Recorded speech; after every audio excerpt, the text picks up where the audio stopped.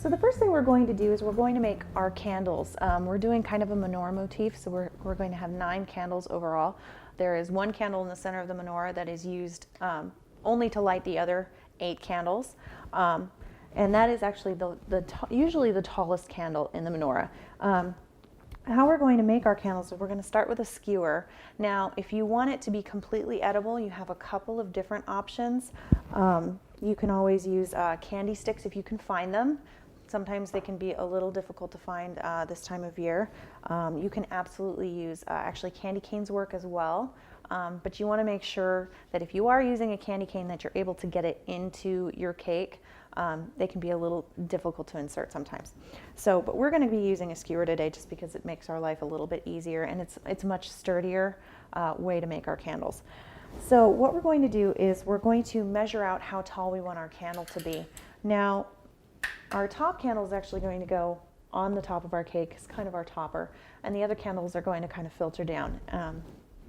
So the subsequent candles are going to be a little shorter. So I'm thinking for the purpose of our topper, just to kind of, make it more noticeable, we're going to probably make this candle about somewhere between 5 and 6 inches tall.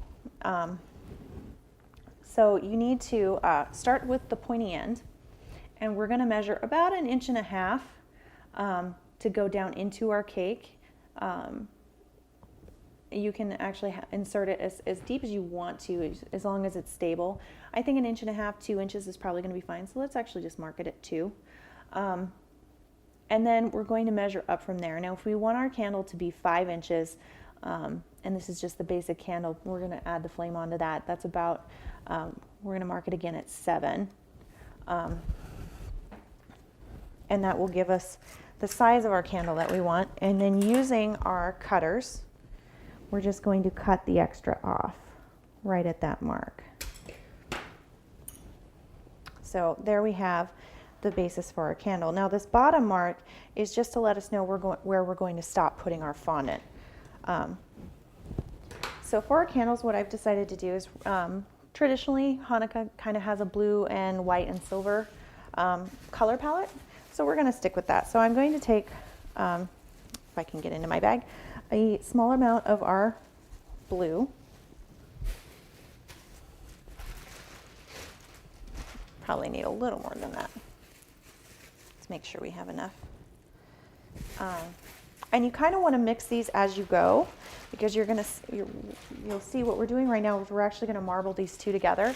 So you want to make small batches, because the more you mix it, the more it becomes a solid color, and you really want to kind of keep that marbleization. So do little batches at a time. And all we're going to do is we're just kind of going to smush and twist together.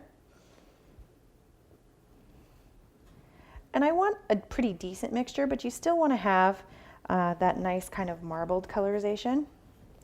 There we go. That looks great. So now what we're going to do, use a little cornstarch if you need it. If it's a little dry, go ahead and use a little vegetable shortening. Is we're just going to roll it out into kind of like a long sausage. Now, depending on how thick you want your candles, because we're going to actually wrap this around our skewer in a spiral. Depending on how thick you want your candles will kind of dictate how thick or thin you want to roll your little sausage out. So I'm going to roll it out. It looks like at about somewhere between a 1/8 and 1/4 inch thick. You can absolutely use a clay extruder if you'd prefer a more uniform thickness. But for those of you who don't have one or don't want to bother for such a small project getting your extruder dirty, you can just roll it out with your hands. It's fine, and it doesn't need to be perfect.